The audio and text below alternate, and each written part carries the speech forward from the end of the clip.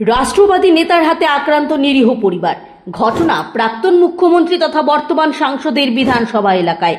যদিও তিনি বর্তমানে সেখানকার বিধায়ক নন, তবুও তার নাম জড়াচ্ছে। কেন?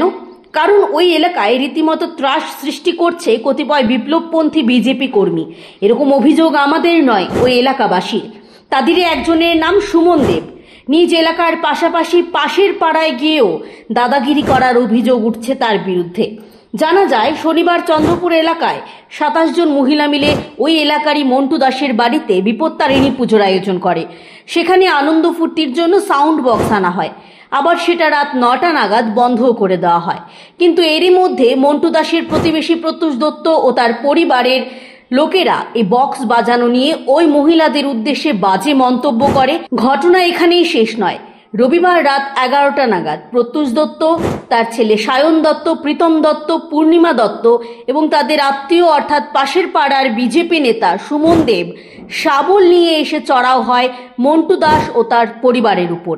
এতে মন্টু দাস, তার স্ত্রী ও তার বৃদ্ধ বাবা আহত হন। সোমবার এই নিয়ে পূর্ব আগরতলা মহিলা থানায় লিখিত অভিযোগ করেন মন্টু দাসের স্ত্রী ও তার গোটা পরিবার। এখন দেখার এই রাষ্ট্রবাদী নেতার বিরুদ্ধে পুলিশ ও বিজেপি দল কি পদক্ষেপ গ্রহণ করে। তো বাড়িতে পূজা হইব, পূজা টুজা গেল সুন্দরভাবে।